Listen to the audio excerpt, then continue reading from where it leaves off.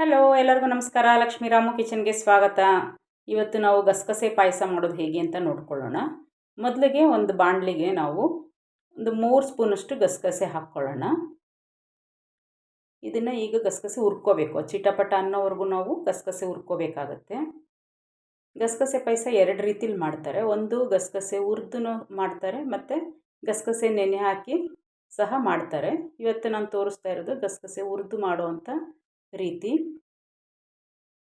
ನೋಡಿ, ಚಿಟಪಟ ಅಂದಿದೆ. ಈಗ ಗಸಗಸೆ ಆಗಿದೆ. ಅದನ್ನು ಒಂದು ಪ್ಲೇಟಿಗೆ ನಾವು ಟ್ರಾನ್ಸ್ಫರ್ ಮಾಡ್ಕೊಳ್ಳೋಣ. ನಂತರ ಅದೇ ಬಾಣಲಿಗೆ 3 ಸ್ಪೂನಷ್ಟು ಅಕ್ಕಿ ತೊಗೊಂಡಿದ್ದೀನಿ ನಾನು. ಅಕ್ಕಿನೂ ಸಹ ಪರಿಮಳ ಬರೋವರೆಗೂ ನಾವು ಹುರ್ಕೋಬೇಕಾಗುತ್ತೆ.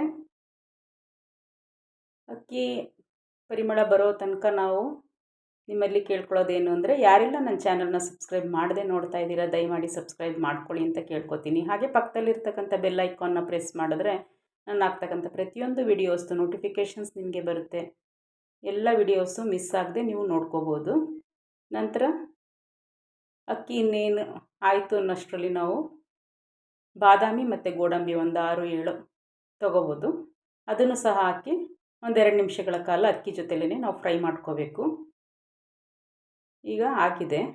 ಕೊನೆಯಲ್ಲಿ ನಾವು ಒಂದು 4 ಏಲಕ್ಕಿನೂ ಸಹ ಹಾಕಿ 1-2 ಸಾರಿ ಕೈ ಆಡಿಸಿ ಸ್ಟವ್ ಆಫ್ ಮಾಡಿ ಅದನ್ನೆಲ್ಲ ಗಸಗಸೆ ಇರ್ತಕ್ಕಂಥ ಪ್ಲೇಟ್ಗೆ ಟ್ರಾನ್ಸ್ಫರ್ ಮಾಡೋಣ. ತಣ್ಣಗಾದ ನಂತರ ರುಬ್ಕೊಂಡು ಬರಬೇಕು. ಅಷ್ಟರಲ್ಲಿ ಬೆಲ್ಲ, 1 ಬಟ್ಲಷ್ಟು ಬೆಲ್ಲ ತೊಗೊಂಡಿದ್ದೆ ನಾನು. 2 ಬಟ್ಲು ನೀರು ಹಾಕಿ ಒಂದು ಬಾಣಲಿಗೆ ಹಾಕಿ ಕರಗಕ್ಕೆ ಬಿಟ್ಟಿದ್ದೀನಿ. ನಂತರ ಇಲ್ಲೆಲ್ಲ ಮಿಕ್ಸಿ ಜಾರ್ಗೆ ಹಾಕ್ಕೊಂಡು ಹುರಿದಿರ್ತಕ್ಕಂಥ ಪದಾರ್ಥಗಳನ್ನ 1 ಬಟ್ಲಷ್ಟು ತೆಂಗಿನಕಾಯಿ ತುರಿನೂ ಹಾಕಿ ಎಷ್ಟು ಸಾಧ್ಯನೋ ಅಷ್ಟು ನುಣ್ಣಗೆ ರುಬ್ಕೊಂಡು ಬೆಲ್ಲ ಕರಗಿದ ಮೇಲೆ ಅದಕ್ಕೆ ಸೇರಿಸ್ಕೊಂಡು ಕೈ ಆಡಿಸ್ತಾ ತಿರುಗಿಸ್ಕೋಬೇಕು. ಇಲ್ಲಿ ಒಣಕೊಬ್ಬರಿನೂ ಸಹ ಬಳಸ್ತಾರೆ. ನಾನು ಇವತ್ತಿಲ್ಲಿ ಹಸಿ ತೆಂಗಿನಕಾಯಿ ತುರಿ ಹಾಕಿದ್ದೀನಿ. ಕೊಬ್ಬರಿನೂ ಸಹ ಹಾಕಿ ಮಾಡ್ಕೋಬೋದು. ನಂತರ ಮಿಕ್ಸಿ ಜಾರ್ಗೂ ಇನ್ನು ಸ್ವಲ್ಪ ನೀರು ಹಾಕಿ ಅದರಲ್ಲಿ ಉಳಿದಿರ್ತಕ್ಕಂಥ ಗಸಗಸೆ ಕಾಯಿ ಅದನ್ನೆಲ್ಲ ನಾವು ಸೇರಿಸ್ಕೋಬೋದು. ನೋಡಿ, ಈ ರೀತಿ ಚೆನ್ನಾಗಿ ತಿರುಗಿಸ್ಕೊಡ್ತಾ ಇರಬೇಕು. ಸ್ವಲ್ಪ ತೆಳ್ಳಗೆ ಇರುತ್ತೆ ನೋಡೋದಕ್ಕೆ, ಆದರೆ ಕುದೀತಾ ಗಟ್ಟಿ ಬರುತ್ತೆ. ಯಾಕೆಂದರೆ ಗಸಗಸೆ, ಅಕ್ಕಿ, ಗೋಡಂಬಿ ಎಲ್ಲ ಹಾಕಿರ್ತೀವಿ. ಎಲ್ಲ ತಿಕ್ಕಾಗುವಂಥ ಪದಾರ್ಥಗಳೇ ಅದು. ಹಾಗಾಗಿ ಕುದೀತಾ ಗಟ್ಟಿ ಆಗುತ್ತಿದ್ದು. ಈ ರೀತಿ ಕುದ್ದು ಗಟ್ಟಿ ಆದಮೇಲೆ ನಾವು ಹಾಲು ಕಾಯಿಸಿಟ್ಕೊಂಡಿರ್ತೀವಲ್ಲ, ಹಾಲನ್ನು ನಾವು ನೋಡ್ಕೊಂಡು ಎಷ್ಟು ಬೇಕೋ ಅಷ್ಟು ಸೇರಿಸ್ಕೋಬೋದು.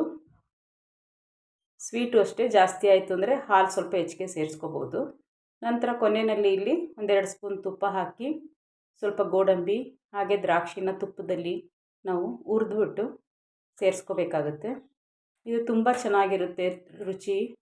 ದೇಹಕ್ಕೂ ತಂಪು ಗಸಗಸೆ ಹಾಲು. ಹಾಗಾಗಿ ಎಲ್ಲರೂ ಒಮ್ಮೆ ಮಾಡ್ಕೊಳ್ಳಿ. ನೋಡಿ, ಈಗ ಗೋಡಂಬಿ ಆದ ನಂತರ ನಾನು ದ್ರಾಕ್ಷಿ ಸೇರಿಸ್ತಾ ಇದ್ದೀನಿ.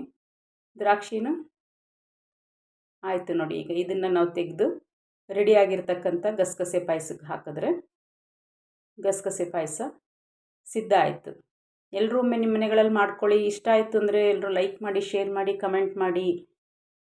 ಹಾಗೆ ಇನ್ನೊಂದು ಹೊಸ ರೆಸಿಪಿಯೊಂದಿಗೆ ಮುಂದಿನ ವಿಡಿಯೋದಲ್ಲಿ ಭೇಟಿಯಾಗೋಣ. Thank you. ಎಲ್ಲರಿಗೂ ನಮಸ್ಕಾರ.